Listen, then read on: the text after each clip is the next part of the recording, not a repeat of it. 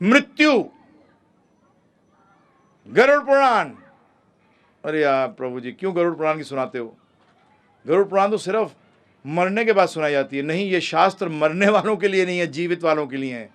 कई बार मुझे लोग 13वीं में बुलाते हैं तो मैं यही कहता हूं, ध्यान रखना, ये जो उसकी फोटो टांग रखी है इसके लिए नहीं हो रहा, ये जिसकी फोटो टांग रखी है उसके लिए नहीं है, ये तुम्हारे लिए कि बेटा तेरा भी यही होने वाला है, तेरी फोटो टंगेगी। हाँ, आप लोग बहुत बड़ी गलती क्या करते हो, ये सोचते हो कि जिसकी फोटो टंगी हुई है ना उसके लिए हो रहा है। नहीं, उसके लिए नहीं हो रहा।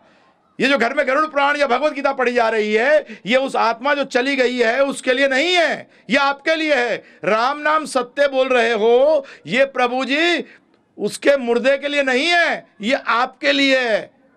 और हम किसको सुनाने की कोशिश कर रहे हैं? और क्यों झूठ बोलते हो कि राम नाम सत्य है? डोली उठते हुए कह दो लड़की की राम नाम सत्य, कोई कह दे उसको गोली मार दोगे। कमाल है। अच्छा, वहां तो राम नाम सत्य है, यहां राम सत्य नहीं है ना? है प्रभु जी? है मोदी जी? क्या करोगे? हाँ, गोली मार दोगे उसको। क्या बोल रहा बदमाश? लड़की की डोली उठ रही है और राम नाम सत्य बोलता है। ऐसे दोगले हैं हम। वो गरुड़ पुराण के अंदर लिखा है 40,000 बिच्छू जो एक साथ डंक मारते हैं ऐसा पीड़ा होती है। 40,000 बिच्छू। अरे एक बिच्छू के डंक में तो हालत खराब हो जाती है, 40,000 एक साथ डंक मार दें प्रभु जी तो हमारी हालत क्या होगी? सिर्फ भक्त को छोड़कर। बड़ा सरल है समझने के लिए। आज मेरे को, जैसे बच्चे को लीजिए आप, हमारी हालत बच्चे से अच्छी नहीं है। अभी मैं प्रूव करूंगा आपको 6 दिनों के अंदर कि हम लोग बड़े जरूर हो गए हैं परंतु बच्चे के बच्चे हैं। बच्चे को कोई चीज़ खिलौना पसंद आ जाए प्रभु जी, और आप उसके हाथ से वो खिलौना छीनना चाहो तो क्या होगा प्रभु? अरे रोएगा, झगड़ा करेगा, उसको इतना दुख होगा, पता नहीं क्या चला जा रहा है। इसी तरीके से शरीर से इतनी आसक्ति कर रही है कि जब यमदूतों ने आके निकाला तो नहीं छोड़ूंगा। बेटा छोड़ेगा कैसे नहीं? तो जब वो खींचता है तो वो फाड़ देता है शरीर से, और जब वो फाड़ देता है शरीर से प्रभु जी तो 40,000 बिच्छू जैसे डंक मारते हैं, ऐसा दर्द होता है। क्योंकि आसक्ति पैदा कर ली है। जितनी ज्यादा आसक्ति पैदा करोगे उतना ही दर्द ज्यादा होगा।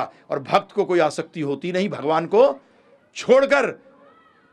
तो कहते हैं, या वैसे तो यमदूत आते नहीं, पहली बात यमदूत आते ही लेने नहीं। और अगर गलती से गलत एड्रेस पे पहुंच भी जाएं, मैं कहा क्या हुआ, लेने आए चलो, तो कैसा दर्द? ध्यान रखिएगा, दर्द और कुछ नहीं है, ये आसक्ति जो छूट रही है, मेरा मेरा मैं मेरा, ये जब छूट रही है ना प्रभु जी, इसके कारण तो जन्म और मृत्यु को बताया गया है।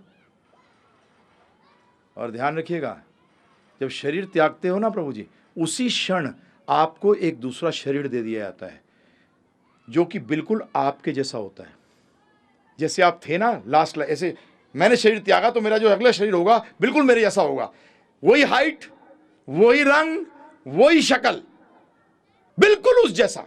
परंतु उस शरीर के अंदर एक बड़ी एक स्पेशल चीज होती है कि वो मरता नहीं है, क्योंकि नरक ले जाना पड़ता है। नरक के अंदर प्रभु जी ले जाने से पहले ही हालत खराब हो जाती है। मैं नहीं बताऊंगा, नहीं तो रात को नींद नहीं आएगी, आस्ते आस्ते बताऊंगा। अभी तो इतना समझ लीजिए, किसने देखा है, मैं तो देखना नहीं चाहता, आपको देखना हो देख लेना, कोई और बात नहीं कर रहे। ये ऋषि मुनियों ने भी बताया है, भगवान ने बताया। बताओ भगवान हमें क्यों डराएंगे? उसमें लाभ क्या हो रहा है प्रभु जी? आज मैं अगर आपसे कह रहा हूं कि ऐसा होता है तो इससे मुझे लाभ क्या होगा बताइए?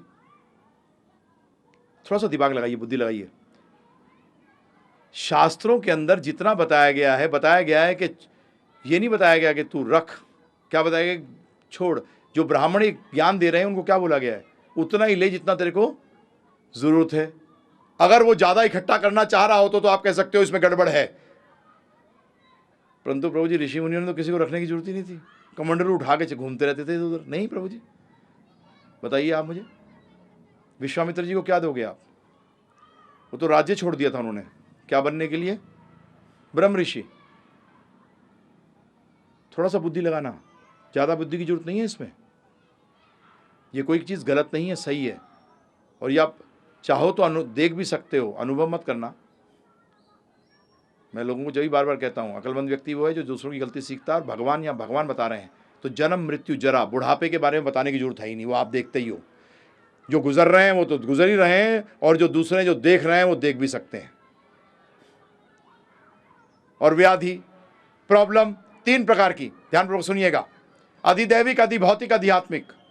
अधिदैविक, अधिभौतिक, अधि आत्मिक। चलिए अधिदैविक ले लेते हैं।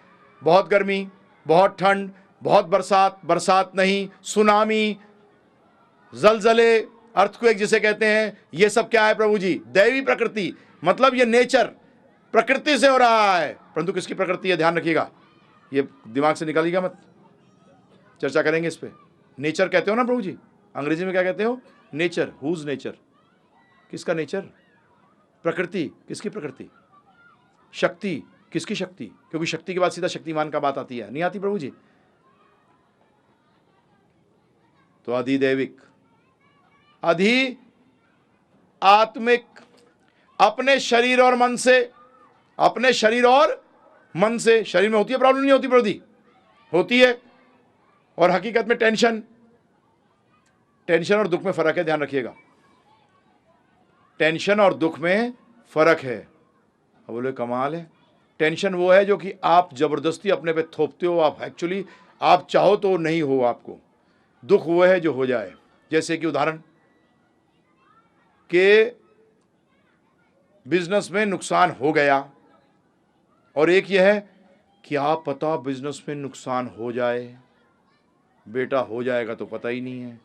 और आज लोगों की जीवन के अंदर टेंशन है, दुख कम है, क्योंकि हुआ नहीं है अभी। हो सकता है हो जाए, तो हम कितने अक्लमंद हैं कि आज मैं कितना अच्छा बैठा हूं, कैसे बैठ गया? अच्छा, दुख होना चाहिए मुझे, चल 10 दिन बाद क्या हो सकता है गलत हो जाए, आज ले आऊं। दुखी हो रहा है। भाई क्यों दुखी हो रहा है? यार पता नहीं क्या होगा। अरे जो हो रहा है उसको देख। टेंशन मीन्स बड़ा क्लियर है ये, थिंकिंग ऑफ द एब्स्ट्रैक्ट जिसे कहते हैं, जिसके बारे पता नहीं है। क्यों टाइम वेस्ट कर रहे हो उसके अंदर? आगे क्या होगा? कहते भी है, कहावत भी है, नाई से पूछा बाल कितने? अरे काट रहा हूं, सामने आ जाएंगे। क्यों टेंशन कर रहा है? किस चीज के लिए कर रहे हो? हैं, लड़की की शादी कब होगी? अबे जब होना होगा जब होगी। तेरे सोचने से जल्दी हो जाएगी। अच्छा, नौकरी नहीं लग रही लड़के की, बेटा वो भी डिसाइडेड है, जब लगनी होगी जब लगेगी। ना पहले लगेगी ना बाद में लगेगी, अपनी मेहनत करे जा बस।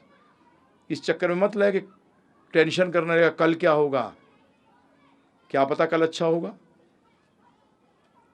वो 10 दिन बिगाड़ दिए ना प्रभु जी। भगवत गीता यही बताती है।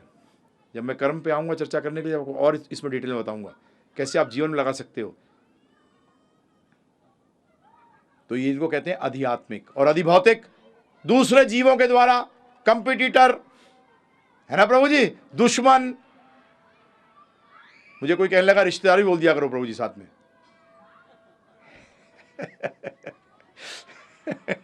बेटे के लिए पिता, पिता के लिए बेटा, सास के लिए बहू और बहू के लिए सास, हैं?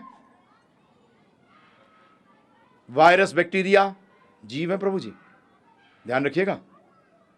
ये भी आपको तंग करते हैं नहीं करते हैं? हमने दूसरे जीवों की बात करी है, तो इसमें सारे आ गए। ये 3 कभी प्रॉब्लम छोड़ते हैं? नहीं छोड़ते। तो ये 7 प्रकार के दुख समझ लो एक किस्म से। जन्म, मृत्यु, जरा, व्याधि, अधिभौतिक, अधिदैविक, अधिआत्मिक। ये 7 प्रकार के दुख व्यक्ति को कभी छोड़ते ही नहीं है।